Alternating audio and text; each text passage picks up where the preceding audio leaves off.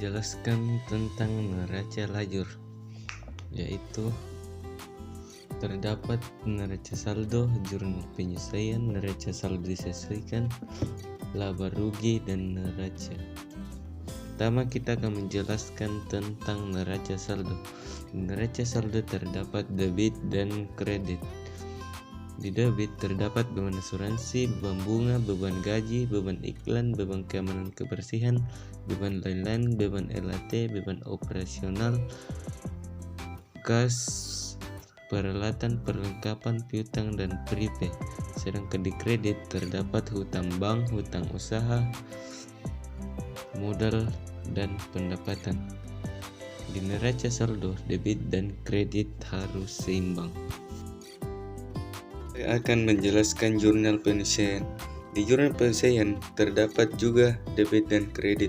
Adapun nama akun yang terdapat pada debit yaitu asuransi dibayar di muka sebesar 1.232.700,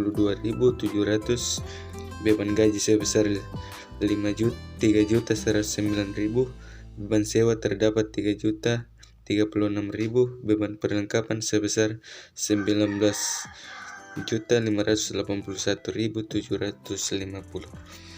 Sedangkan yang terdapat pada kredit beban yaitu beban asuransi 1.232.700, perlengkapan 19.581.250, sewa dibayar di muka 3.036.000, hutang gaji 3.109.000. Jurnal penyelesaian ini debit dan kredit juga harus seimbang. Kita ke neraca saldo disesuaikan. Di neraca saldo disesuaikan terdapat juga debit dan kredit.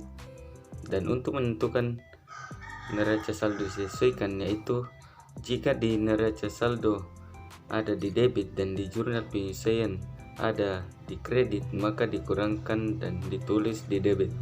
Misal, beban asuransi di neraca saldo debit sebesar 4.109.000 dan di jurnal penyelesaian kredit sebesar 1.232.700, maka 4.109.000 dikurang dengan 1.232.700, maka hasilnya adalah 2.876.300. Namun, jika di neraca saldo tidak ada di jurnal penyelesaian, maka dipindahkan saja sesuai di debit atau di kredit.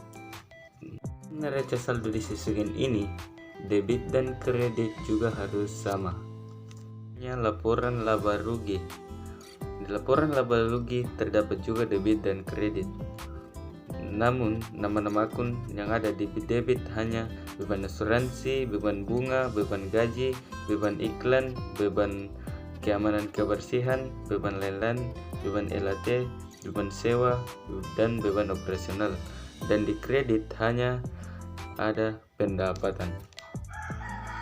Untuk menentukan laporan laba rugi yaitu debit dikurang kredit yang akan menghasilkan laba atau rugi. Kita ke neraca. Untuk menentukan neraca, akun yang tidak terdapat pada laporan laba rugi maka ditulis di neraca. Lalu, jumlah debit dijumlah dengan kredit menghasilkan laba atau rugi, dan juga hasil laporan laba rugi harus seimbang dengan hasil di neraca. Tadi neraca lajur. Terima kasih. Semoga bermanfaat.